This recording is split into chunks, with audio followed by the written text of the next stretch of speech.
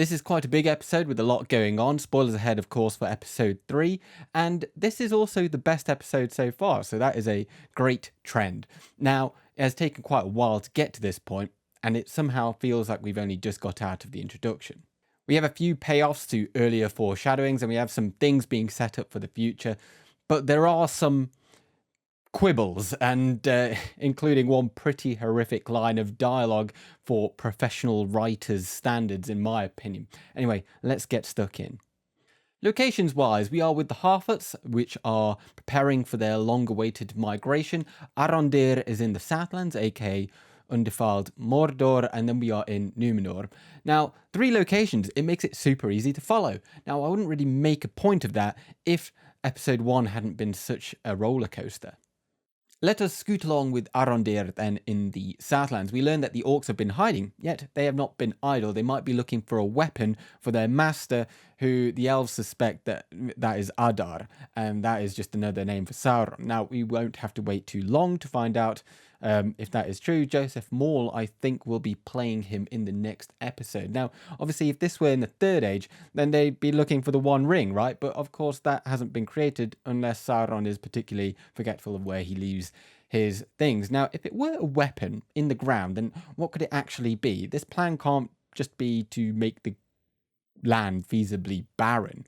Perhaps those settlements that you saw on that map of the Southlands, you know, in that area around Cirith Ungol, maybe that's like the next target for invasion where they are headed.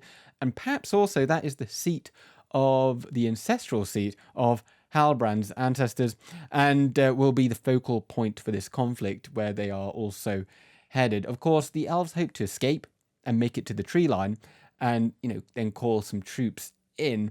But besides all the noxious fumes that are coming out the ground, you know, the orcs clearly have trenches both to the front and or to either side of this main trench, because the watch warden that did make it over out of the trench, he gets shot in both the front and from the back. So as for the fight with the mutated warg, I say mutated because it looks pretty weird. Yes, it was very flippy, and there seemed to be a lot of focus on the troubles of breaking the chains and the nervous yet telling looks between the characters that would never end. And it honestly just made me think of the Family Guy skit of Star Wars Episode 6. If you know, then you know. The Harfoots, they finally have this end of season festival before their departure for migration. We have been told that the Harfoots, they stick together, and after all, nobody goes off trail and nobody walks alone, right? But then some do get left behind. Poppy's family got swept away by a landslide, and even Sadoc's wife was lost. So that injury that Largo sustained suddenly gets a little less convenient, as the entire family is now in jeopardy. And we hear that their plan was to be at the head of the caravan, but the punishment is given that the Brandyfoots now have to be right at the back for Nori's transgressions. So, yeah, cheers, Nori. Things are looking so bad that even her mother says, "Do you think the stars reached down and touched you?" Which honestly is just a great way of saying, like, WTF, child.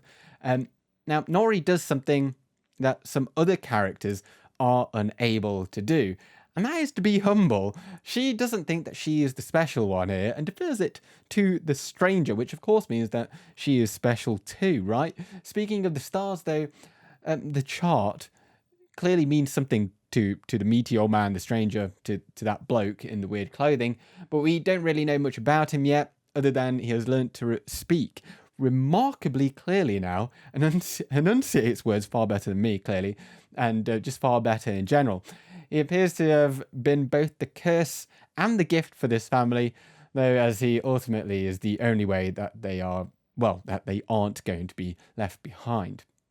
There was definitely less cheer among the Harfoots in this episode, and that speech by Sadoc, if you go back and listen to it again, it's definitely reminiscent of the speech by Bilbo Baggins at his 11th birthday. And I don't think that's going to be the last of the similarities to scenes from Lord of the Rings that we're going to be seeing in this episode either. Oh, and did you hear that one of the Harfoots, I can't remember which one it was taken by wolves? It was a comment that was maybe missed from Sadoc, but we saw some wolves and heard that they were about everywhere way back in episode 1, and, well, we haven't seen or heard of them since. And finally, we have the introduction to Numenor, provided by the arrival of Galadriel and Halbrand. This is undoubtedly the focus of this episode, and the other theatres, well, they can just go and, take 5. Elendil's ship is glistening in the sun, and, it's decked out with a strong crew, and generally the weather looks pretty pleasant and warm.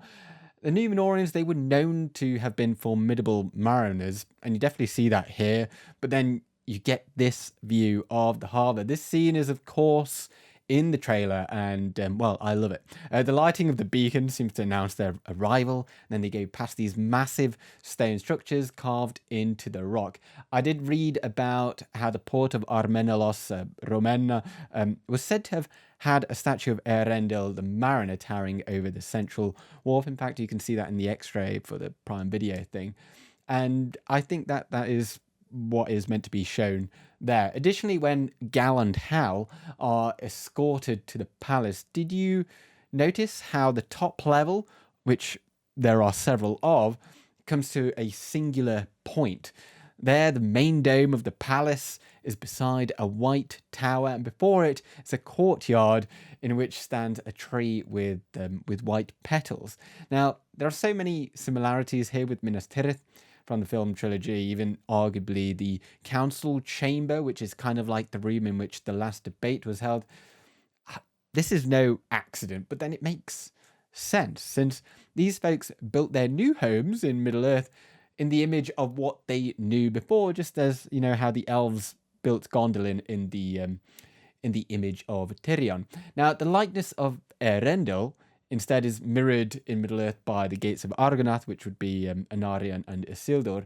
Now, the Tree of Kings, of course, that would be saved also and planted anew twice over, in fact, by Isildur. Although the White Tower of Ecthelion, I think that was built 400 years before the start of the War of the Ring, if I recall correctly. And can we just scoot back a little bit? Because this port looks incredible. There are so many people living here, so many shops and buildings in places that you just wouldn't believe. Look at how high these rocks are compared to the ships down in the harbour. It's kind of mind-blowing, really. It would look like they've got stairways in the rock, and then you've got these bridges spanning the gaps of the different communities. These are massive feats of engineering. Well, as you'd expect of the Númenorians, but even so, I'd love to know just how people would get water up there, and maybe there's some kind of mechanisms they use to get it from a river or a spring. Oh, and when Earian, Isildur's sister, explains that she's been accepted to the Guild of Builders, then this is presumably the kind of stuff that she will do. And I wonder if this is going to have a payoff later on. Is she going to be one of those people that basically designs Minas Ithil, Anor, and Osgiliath? We shall have to wait and see on that one.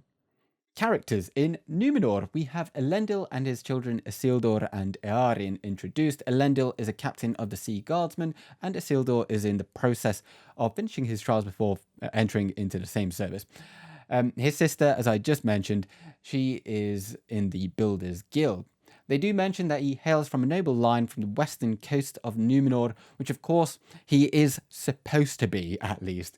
He is of the line of the Lords of Andunia, which is related to the line of kings. Whether or not his father Amandil is still knocking around remains to be seen, but probably not, is he? But what is interesting, though, is that Elendil still shows that he has sympathies for the Eldar and is at heart one of the persecuted faithful. This, of course, meaning that he reveres the Valar and calls elves as friends, whereas the other faction, later known as the Kingsmen, they resent the Valar for the gift of death, which even the mighty Númenorian men would have to attend. However, since the king of Numenor, probably Tar Palantir, is exiled in his own land, then Elendil and others like him must be careful. With this in mind, I think the Queen Regent, Queen Miriel, is another of the faithful that is trying to survive in this delicate political landscape. She, in the law, would be married against her will to Pharazôn, who would then take power and become king. But it does appear that she's got some guile in this iteration and isn't quite as submissive as she is portrayed in the couple of lines of the Silmarillion. What makes Elendil seem faithful? Fairly obvious that his backstory doesn't seem to have been diverted too much. Secondly, he picks up Galadriel from the sea and brings her to Numenor, and that would be considered a treasonous act. And, well, he seems really glad to have the elf on board. Thirdly, he looks after Galadriel in a nice fatherly way and teaches her of the culture of Numenor before speaking in Elvish, probably in Quenya, to her. Now, this language was outlawed during the times of persecution in the late Númenorian age. And, well, fourthly, he takes her on a day out to the Hall of Law and seems genuinely concerned for the Southlands. Thus, he clearly trusts her judgment and isn't making callous remarks like other people in that council chamber were. And what about Miriel? Well, she could have asked Elendil to kill Galadriel when she gave him the sword. It would seem, though, she specifically wanted Elendil to be her minder after asking about his lineage from Pharazôn and then grilling him to be sure of his persuasions, of course, without going so far as to ask him directly. And, well, the final scene of the episode also, she is shown to be seemingly going up into the tower to speak to the exiled king. And, well, if she didn't agree with his fundamental policies, then I would question why she would even bother doing this, right? She also has the judgment of the Valar on her mind as she's speaking to Elendil about the falling petals from the white tree being like the falling tears of the Valar. On to Gal and Hal. Well, whilst everyone gives Galadriel some funny looks, but refrain from actually speaking to her out in the street, Halbrand gets stuck into the life upon the Isle of Elena. This twat called Tamar of the Smithing Guild is a bit of a racist, to be honest. Yes, elves aren't the only ones to feel superior, and quite rightly, the Númenorians, they are pretty great and all, but the use of lowman is used to differentiate him from the rest. But it also later on, the poor connotations of it come out because the intent of the term can change, especially when Tamar and his buddies are trying to murder him in the alleyway. Now, of course, there's a bit of irony here because, as we later find out, Halbrand is not a low man in terms of his standing, as Tamar would suggest. And, well, Halbrand, he's very assured that he is like the best smith on that island now, and how can that really be considering this is Numenor? I mean, come on. Well, but anyway, at least he's got two things, confidence and some skills. On Galadriel's great day out in the Hall of Law, we learn that the mark, or what I had called the Mark of Sauron or Morgoth, is actually just a map of the Southlands, or, well, can we just call it Mordor? Galadriel seems genuinely stoked to be there, and Elendil seems to quite enjoy the place too. We get that history lesson of Elros and Elrond, reminding or perhaps letting a new viewer know that these were twins, and that's pretty cool. I think that this is a turning point for Galadriel, though. That's pretty clear. She has learned that she does have people that are willing to support her, and she has been fairly selfish in trying to achieve her goals up until now. But there are signs now that she is ready to share that task and is looking to, or is able to compromise somewhat. It's so bizarre that, when she almost acts like a regular person, and she also comes up with a smile when she returns to Halbrand and has an attitude that's almost forthcoming, right? And so that leads us on to Galadriel and Halbrand as a duo. The first episode gave us that hint of how, in the first age, unions between elf and man were tragic. Now, was that foreshadowing of these two rather than Arondir and Bronwyn? Halbrand has gone up in her esteem after pinching her brother's dagger back for him, and, she's beginning to see that he's not completely stupid.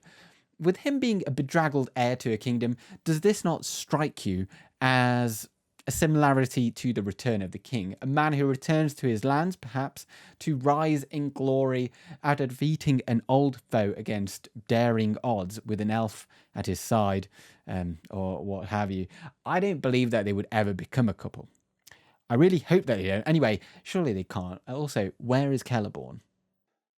But the worst line, the absolute worst line in this episode, and perhaps even in the entire series so far, without doubt, was during the dialogue of Elendil and his children. This is where the past is dead line is from, but that's not the one in question. The watery part of this world has a way of healing even the deepest wounds. To me, that sounds amateurish. It sounds like a draft line that you might put into a script as a placeholder when late at night, you're just wanting something to remind yourself of what thread you were on. The watery part of this world. Is there not any way of saying that any better? It's something like what a child would say. Like, it's just so bland. Maybe I'm overreacting. That's possible, but like, what if they just said the seas of this world or the great tides of this world? Like, nothing, it doesn't have to be too lavish, but this just sticks out like a sore thumb to me, and it's nigh offensive. And finally, other things of note. Miriel says that she fears the arrival of Galadriel to her father, supposedly anyway, and he was said to have been named Tar Palantir, for he was far-sighted, and he said some pretty prophetic things, hence he was never fully deposed despite the rebellion against his ideals, because he was feared for that. This looks like it will begin a chain of events that could potentially lead to the downfall of the nation. I haven't even spoken about the timeline of events. It doesn't make sense following Tolkien's guide, because Isildur and friends, they weren't alive until 2,000 years after the elves started making rings in Region. I mean, it's already been established that we're not following that path, so I didn't bother mentioning it until here now at the end. This puppet play between a maiden and a large dark figure, is this meant to be like Galadriel against Sauron that we're getting foreshadowed here? I don't know. I didn't get much of a look in here, but pretty cool. Thank you very much for watching. Stay tuned if you want to watch episode 4 overview coming up soon, and hopefully I'm not diverted by any other historic events happening here in the UK. But for now, thank you very much again, and good day.